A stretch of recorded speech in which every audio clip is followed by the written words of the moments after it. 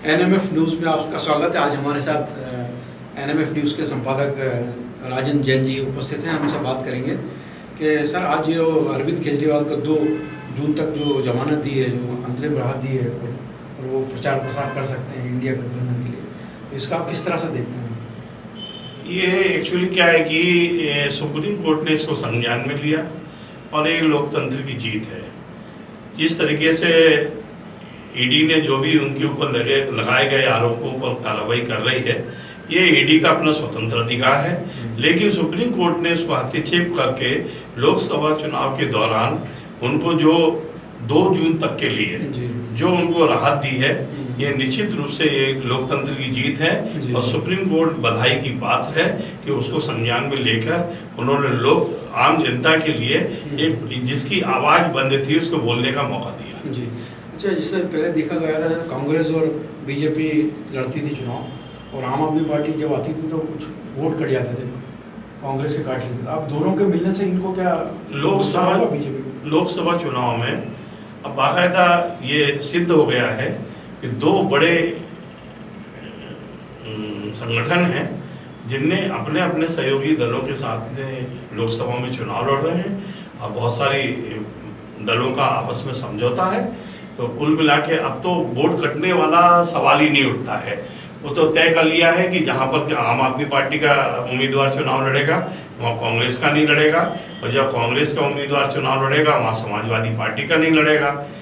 तो भारतीय जनता पार्टी ने भी इसी तरह का संगठन अपना गठन किया है कि उनके जो सहयोगी दल हैं, जहाँ पर वो लोग लड़ रहे हैं वहाँ वो नहीं लड़ रहे हैं, जहाँ ये लड़ रहे हैं वहाँ वो लड़ रहे हैं। इस तरह का दोनों पार्टियों ने लोकसभा चुनाव में अपना अपना समझौता किया है।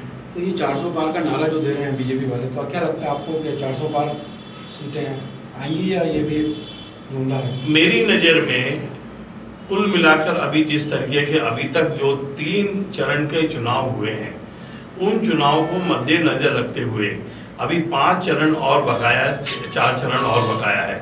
तो अभी ये कहना तो संभव नहीं है कि बीजेपी की 400 पार होंगी, लेकिन ये बात जरूर है कि अभी हमको थोड़ा सा इंतजार करना पड़ेगा, क्योंकि आज हम रिजल्ट नहीं खोल सकते, क्योंकि अभी बहुत बड़ा हिस्सा 60% हिस्सा चुनाव का बचा हुआ है। जैसे जैसे चुनाव के चरण पूरे होते जाएंगे। नाराजगी है बेरोजगारी और महंगाई को लेकर के, उस पर बीजेपी ने काम नहीं किया, इधर नौजवान भटक रहे हैं, इस पर आप क्या? अब नहीं, जिस तरीके से अभी तक का 3 चरण का जो चुनाव हुआ है और भारतीय जनता पार्टी ने जो 2 बड़े काम किए हैं जिस पर हिंदुस्तान की जनता को अपने वोटों के साथ में लुभाना चाहती है, और वो मामला है अपना राम जन्मभूमि मंदिर का निर्माण और धारा 370 पे ही उनका पूरा फोकस है। उसी आधार पर वो चुनाव लड़ने का काम कर रहे हैं। जी नहीं, तो इससे लोगों में नाराजगी है ना, अभी जो बेरोजगारी बढ़ी है, महंगाई बढ़ी है, उससे उनका मानना ये है कि जो नाराज लोग हैं वो हमारे विरोधी दल हैं, विपक्षी दल हैं। वो लोग इस तरह की बात कर रहे हैं कि महंगाई बढ़ रही है, वो कह रहे हैं कि लोगों को रोजगार नहीं मिल रहे हैं। ये विपक्षी दलों का मुद्दे हैं और उस मुद्दे पे जो है विपक्षी दल अपना मैनिफेस्टो लाके आम जनता से उस मुद्दों पर बात कर रही है। जी जी, तो क्या लगता है आपको इंडिया गठबंधन कितनी सीट आ सकती है?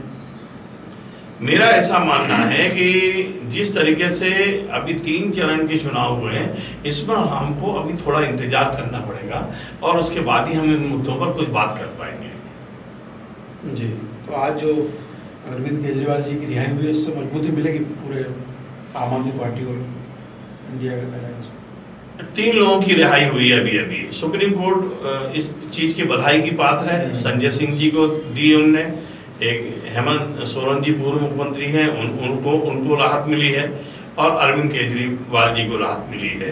तो कहीं ना कहीं ये जो प्रश्न खड़ा होता है वो ईडी के ऊपर प्रश्न खड़ा होता है, क्योंकि ये जांच का विषय है, ईडी ने उसकी जांच की है, लेकिन सुप्रीम कोर्ट ने संज्ञान में लेके लोकतंत्र की रक्षा की है और लोकसभा चुनाव के अंदर जिस तरीके से इनको स्वतंत्रता दी है कि लोकतंत्र में जो है ये लोग अभी अपनी बात कहने का इनको अधिकार है।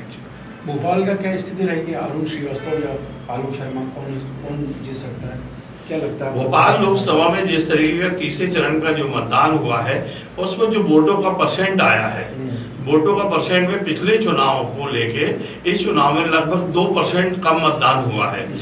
शादियों का सीजन भी था, गर्मी भी थी, और और लोगों का उस तरीके से निकलना नहीं हुआ जिस तरीके से निकलना हुआ है। विधानसभा वार अगर अपन देखें तो विधानसभा वार में भी बहुत ज़्यादा फर्क नहीं आया है, लेकिन मेरा ऐसा मानना है कि पिछली बार की जो लोकसभा में जो हार जीत हुई थी उसका मार्जिन कम रहेगा। जी जी। तो NMF न्यूज़ में आप सभी का बहुत बहुत धन्यवाद।